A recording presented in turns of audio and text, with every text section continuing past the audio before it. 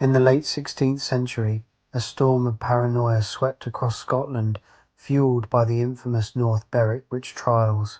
At the heart of this tempest was King James VI, whose voyage from Denmark had been battered by violent seas.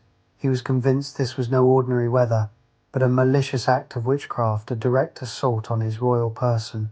This belief ignited a nationwide hunt for those supposedly in league with the devil.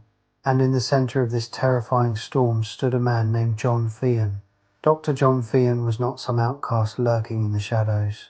He was a well-respected schoolmaster from Prestonpans, known for his intellect and standing in the community. His life, however, was about to be torn apart by a series of shocking accusations. A young woman named Guileless Duncan, under extreme duress, named Fian as a leading figure in a coven of witches. The claims were fantastical. That Fian had made a pact with the devil, attended secret Sabbaths at the local church, and even used his dark powers to conjure the very storms that had threatened the king's fleet. Once accused, Fian was dragged into the dark dungeons of Holyrood Palace for interrogation. The king himself, obsessed with the case, often presided over the questioning, but this was no ordinary inquiry. It was a descent into unimaginable cruelty. Fian initially denied all charges, maintaining his innocence with courage, but the interrogators were relentless, determined to extract a confession by any means necessary. They subjected him to some of the most horrific torture methods of the era. They began by driving needles under his fingernails, a piercing agony designed to break his will. When he still refused to confess, they escalated the brutality.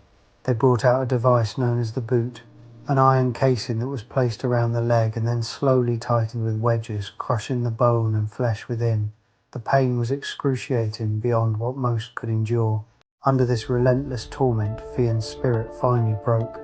He confessed to everything they accused him of, signing a testament detailing his alleged pact with the devil and his role in the magical conspiracy.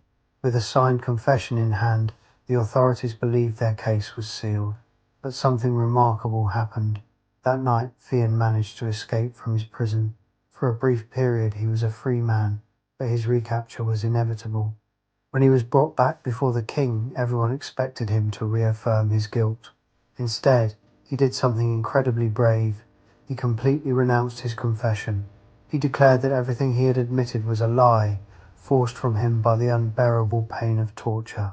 He said he had been visited by the devil in his cell, who tempted him to remain silent, but that he chose to defy both the devil and his tormentors by speaking the truth of his innocence, even if it meant his death. The king was enraged. He ordered the torture to be repeated, believing that Fian's defiance was a sign of the devil's protection. They subjected him to the boot once more, this time with such ferocity that his leg was mangled beyond repair. Yet through it all, John Fian did not waver. He refused to confess again. His fate, however, was sealed. On a cold day in January 1591, Dr. John Fian was taken to Castle Hill in Edinburgh, a site reserved for the gravest of punishments. Before a gathered crowd, he was first strangled, and then his body was tied to a stake and consumed by fire. To the very end, he maintained his innocence. His final moments are testament to his incredible fortitude against a system consumed by fear and superstition. The story of Dr. John Fian leaves us with a haunting question. Was he a powerful sorcerer brought to justice, or an innocent man caught in the crossfire of a king's obsession?